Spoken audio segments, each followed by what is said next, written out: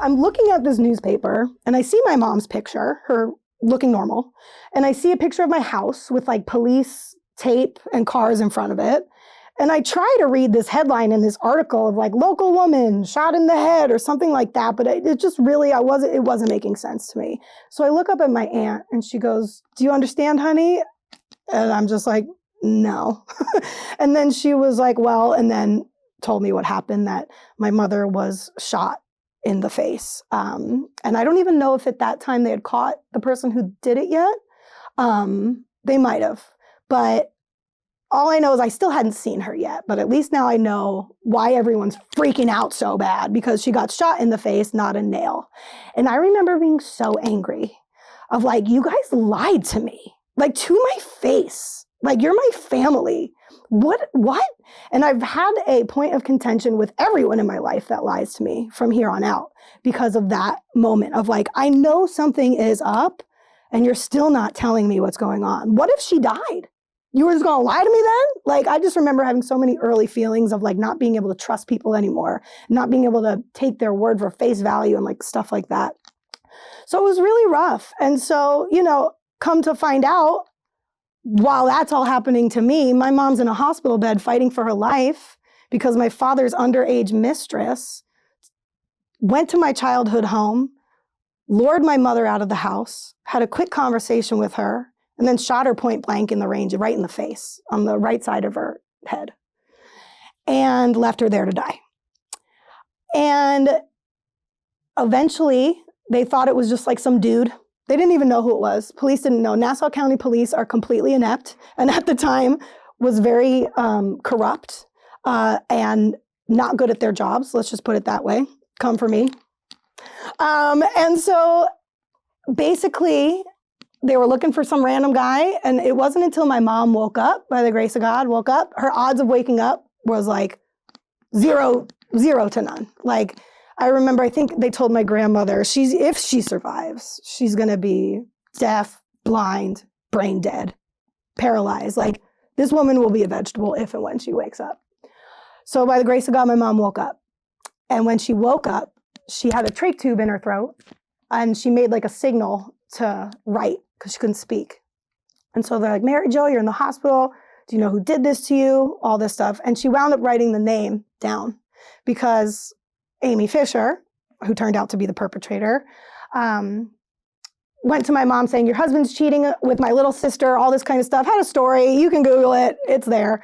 And so my mom was able to give some clues as to who it was. So eventually, the police recruited my father to get a hold of Amy Fisher, have them meet up, and then they arrested her and took her to jail. And then they talked to her for about 8 hours without her parents there and really messed up the investigation. So down the road, Amy only got 5 to 15 years for aggravated assault rather than a premeditated attempted murder, because it turns out my father was having this affair with her and she became obsessed with my dad.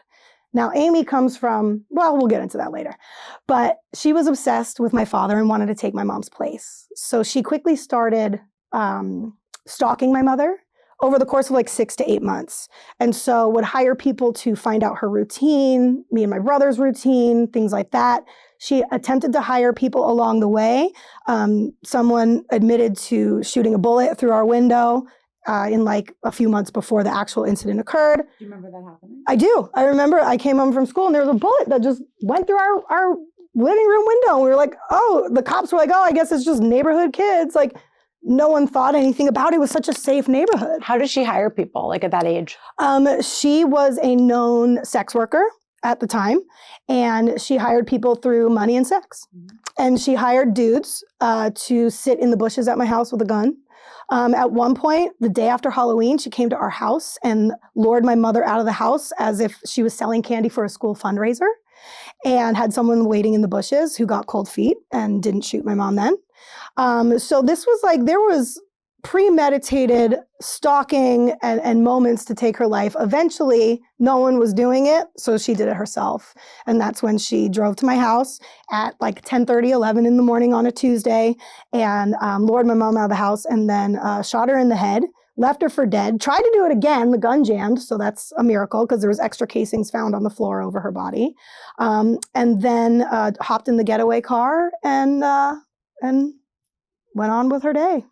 Well, I know that first of all, thank you for that incredible telling of the story. Did we cover it all? There's a lot there. We covered a lot. But I also want to just remind you that like you're in the driver's seat, and if any question I ask feels uncomfortable, just be like, nope. I'll tell you. I know you will. Next. I know you will. I'm also very open and authentic because it's so important to share vulnerably. Yeah, I agree with you. And so, but it's still your story. And that's a big part of also what you're here to talk about today is protecting people that are victims of true crime trauma. Right. So I want to be really aware of this. However, I'd love to know if you have any insight on, first of all, I'd love just to talk about your dad a little bit. Sure. How much time we got, girl? You got someone after me? I know. But like here's what I'd love to know. So it seems unfathomable to me because like I always assumed, like, as you were telling the story, and the fact that he wasn't with you for those couple of days, I assumed he was like in custody. I didn't realize it was a week before that came to pass. Mm-hmm. How is he not with you? Like how he left you in the care of others. Right.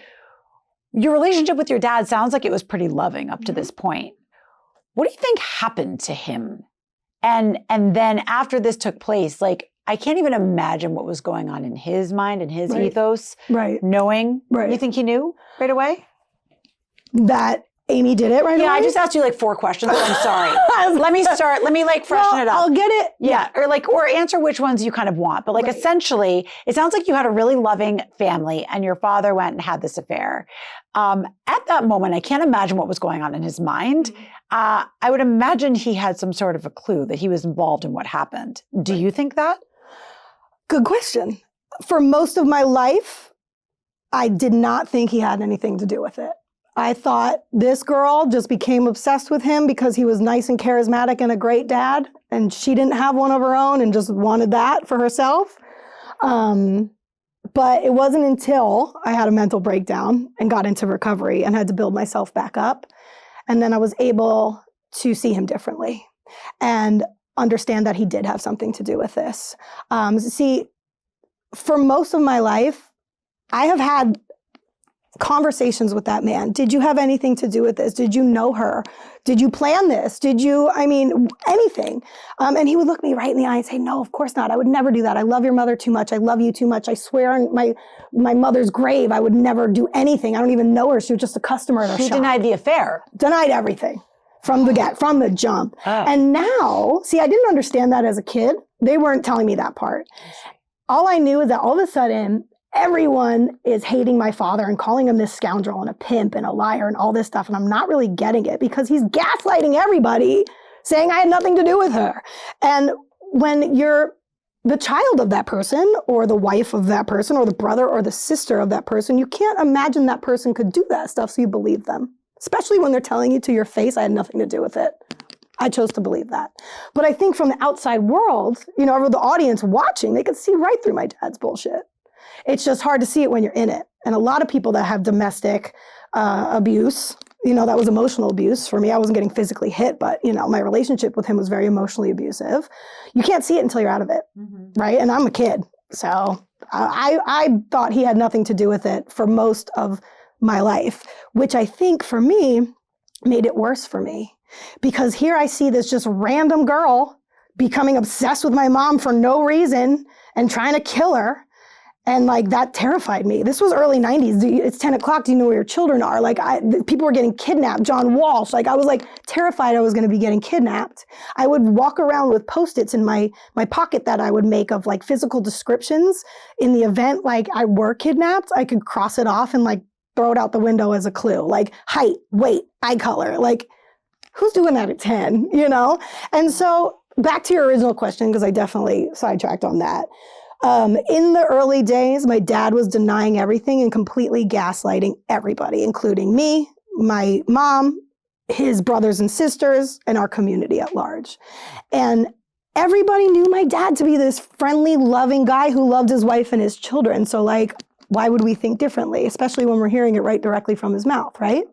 And so when this all happened and then the world infiltrated our community, we all just became Team Joey. And like, and yeah. What was his excuse for leaving you basically in the care of relatives for like 4 or 5 days? Because that seems to me like, there's a disconnect. Yeah. Okay, let me ask a question a different way. I understand he gaslit you. Do you think he knew right away that he was essentially responsible for your mom getting shot?